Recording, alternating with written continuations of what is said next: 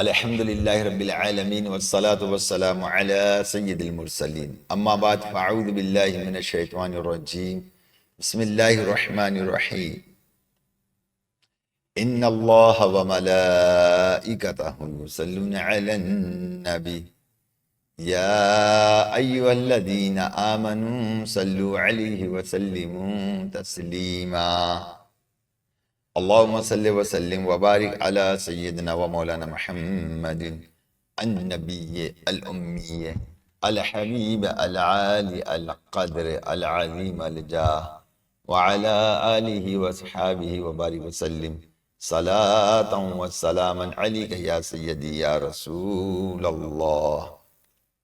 نہال الدین العطاری الشاذلی قادری کی جانب سے تمام ناظرین کو السلام علیکم ورحمۃ اللہ وبرکاتہ. میرے میٹھے محترم اسلام بھائی، 40 حدیث مبارکہ کا سلسلہ ہمارا چل رہا ہے اور وقتاً فوقتاً میں آپ کو حدیثیں اور ان کے ساتھ ساتھ قرآن پاک کی آیتیں اور دیگر اقوال جو ہے وہ آپ کے سامنے میں نے رکھے ہیں.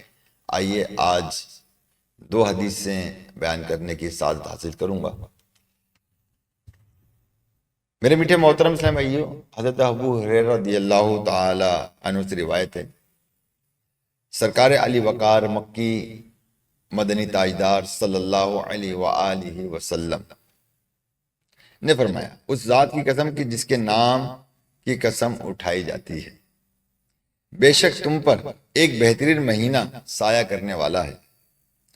یہ وہ مہینہ ہے کہ مسلمانوں کے پاس اس سے بہتر مہینہ نہیں آتا اور منافقوں کے پاس اس سے زیادہ نقصان دہ مہینہ کبھی نہیں آتا.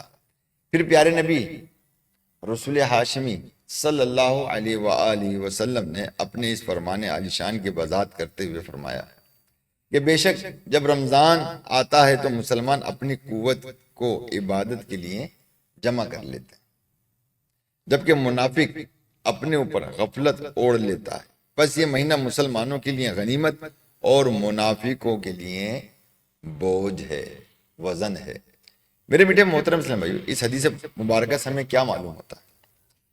ہمیں اس حدیث پاک سے یہ معلوم ہوتا ہے کہ ایک تو یہ وہ مہینہ ہے کہ جس میں رحمتیں اور برکتیں چھما چھم برس رہی ہیں، اور اس میں بعض لوگ جو ہیں وہ عبادت کے لیے کمر بستہ ہو جاتے ہیں اور تمام اپنی قوتیں جمع کر کے نمازوں کا اہتمام، یقیناً ظاہر ہے کہ تراویح کا اہتمام بڑھ جاتا ہے، تلاوت قرآن پاک کا پڑھنا بڑھ جاتا ہے. اسی طرح انسان وہ نیتیں کرتا رہتا ہے کہ اعتکاف آتا تھا، اعتکاف کا یہ تمام قوتیں جمع کر کے ایک مومن بندہ جو ہے اس ماہ رمضان کی رحمتیں برکتیں جو ہیں وہ حاصل کرتا ہے. مگر اس کے برعکس اگر مطلب یہ کہ دیکھا جائے کہ منافق آدمی پر جو ہے وہ وزن محسوس کرتا ہے، بوجھ محسوس کرتا ہے کہ ہائے رمضان آ گیا. اب میں یہاں مطلب ان لوگوں کی توجہ مطلب چاہوں گا دلانا کہ وہ جو لوگ ایسے ہیں اور اپنے اندر بولتے نہیں ہیں، مگر یہ ہے کہ وہ کیا کہنا چاہیے کہ رمضان کو دلی کیفیات کی صورت میں ایک بوجھ تصور کرتے ہیں. اور وہ غور کریں، اچھا یہ وہ لوگ ہیں کہ جو رمضان آنے پر جو ہے وہ روزے بھی رکھتے ہیں اور تراویح بھی پڑھتے ہیں، اور کتنا دل سے پڑھتے ہیں، کتنا بد دلی سے پڑھتے ہیں. تو یہ مطلب یہ کہ ہم کسی پہ نشانہ نہیں بنا رہے، مگر آپ کو اس طرف میں لے کے جانا چاہتا ہوں کہ جو ہم محسوس کرتے ہیں. اب آپ کو ملیں گے لوگ، ارے تراویح جماعت سے پڑھیں گے، 1 گھنٹہ کون کھڑا ہوگا تراویح کے اندر؟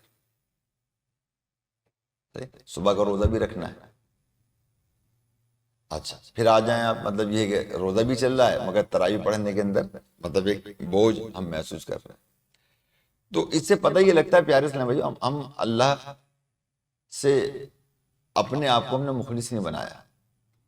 ہم لبادہ تو کچھ اور پہنے ہیں، مگر عملی طور پہ ہمارا کردار، ہمارا فعل جو ہے وہ کچھ اور ہے۔ ہونا یہ چاہیے کہ جب اللہ تبارک و تعالیٰ نے اتنے فضل و برکات بیان فرمائے تو وہ ہمارے ذوق اور شوق بڑھانے کے لیے، تاکہ ہم جتنا ہو سکے اس ماہ رمضان کی برکتیں حاصل کر سکیں، رحمتوں کو لوٹ سکیں، اللہ تعالیٰ کی خوشنودی حاصل کر سکیں، اس کو راضی کر سکیں، لیلۃ القدر کو ہم پا سکیں اور اپنی دعاؤں کو مستجاب کروا سکیں۔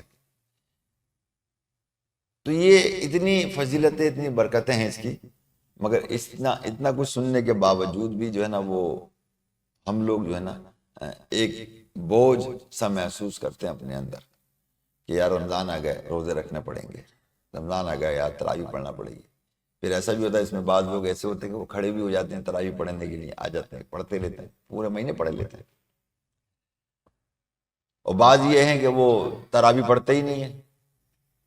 اب تراویح کا مسلسل چھوڑنا یہ کوئی جائز نہیں ہے، اس لیے بندہ گنہگار ہوتا ہے، یہ بات یاد رکھیے گا۔ تراویح مسلسل چھوڑ نہیں سکتے، باحالت مجبوری سفر کے دوران اگر تراویح چھوٹ جاتی ہے تو وہ ایک علیحدہ مسئلہ ہے، مگر مسلسل چھوڑتے نہیں۔ مگر جن کا ہم کلمہ پڑھتے ہیں، جن سے ہم پیار کرتے ہیں، جن کی وجہ سے ہم مسلمان کہلاتے ہیں، کبھی غور کیا کہ ان کا کردار کیا رہا رمضان کے اندر؟ وہ کس طرح سے رمضان کو گزارتے رہے؟ تو کم از کم ہمیں یہ سوچنا چاہیے کہ ہم جو ہیں رمضان ان کی طرح تو ہم نہیں گزار سکتے، مگر کچھ تو نقل کر سکتے ہیں یا نہیں کر سکتے۔ سب سے پہلے رمضان کے آنے کی جو چبھن ہے وہ ہم اندر سے ختم کریں۔ ہم بولتے نہیں ہیں کیوں، اللہ کا حکم ہے، مگر چبھن تو ہوتی ہے نا، تو یہ چبھن ختم کریں، مخلص ہو جائیں، بٹ ٹھیک ہے اللہ کا حکم ہے، سارے خام، کوئی ایشو نہیں ہے۔ جب یہ بات ہو جائے گی تو سارے کام آسان ہو جائیں گے۔ اور حقیقت ہے کہ اگر اللہ کی عبادت اور ریاضت کرنی ہے تو دیکھیں اس کو اگر آسان کرنا ہے تو وہ طریقہ جو ہے محبت ہے، اور وہ کون سی محبت؟ محبت رسول اور محبت الہی ہے۔ اگر محبت رسول و محبت الہی میں رہ کر عبادت کریں گے تو ساری عبادتیں آسان ہو جائیں گی، یہ بات یاد رکھیے گا۔ اور اگر ہم نے اس کو اپنے پر تھوپنے کی صورت میں رکھا نا تو کبھی بھی یہ عبادت ہمارے لیے آسان نہیں ہوگی۔ تو میں بتا رہا تھا کہ جن کا ہم کلمہ پڑھتے ہیں ان کا طریقہ کار کیا تھا۔ آئیے مسلمانوں کی پیاری پیاری امی جان سیدہ عائشہ صدیقہ رضی اللہ تعالی عنہا سے پوچھتے ہیں، آپ کیا فرماتی ہیں اس حوالے سے سنیے۔ آپ فرماتی ہیں جب رمضان مبارک کا آخری عشرہ آتا تو سرکار علی وقار مکی مدنی تاجدار صلی اللہ علیہ وآلہ وسلم راتوں کو عبادت کرتے، اپنے اہل خانہ کو بھی جگاتے اور عبادت میں خوب کوشش فرماتے، اور اس کام کے لیے کمر بستہ ہو جایا کرتے تھے، یعنی عبادت کے لیے ریڈی ہو جایا کرتے۔ اب آپ بتائیے کہ ہم کتنی عبادت کے لیے؟ آپ تو ہم یہ کہیں گے کہ اگر ہم نے 5 وقت نماز پڑھی بھی تو ہم نے بہت بڑا احسان کر دیا۔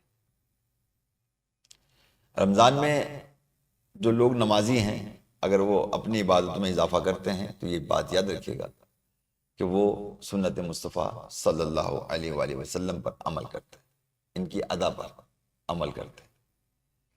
تو ہمیں بھی چاہیے کہ ہم کچھ نہ کچھ نوافل کا اہتمام کریں اور عبادتوں میں اضافہ کریں، اپنے نیک عمل میں اضافہ کریں، کیونکہ اللہ تعالیٰ نے ایک کے بدلے 1,00,000 ہمیں عطا فرما دیا ہے۔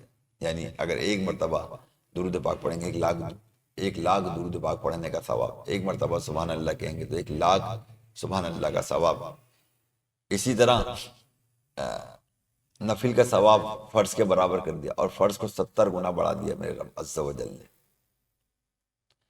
تو اب یہ بہاؤ تو بڑا ہوا ہے، اس بہاؤ کو جتنا ہم لوٹ لیں اور جتنا ہم اپنے نامہ اعمال میں اس کو ڈال لیں، انشاءاللہ تبارک تعالیٰ کل بروز قیامت اللہ تبارک تعالیٰ کی بارگاہ میں ہم سرخرو بھی ہوں گے اور انشاءاللہ سعادت مند بھی کہلائیں گے۔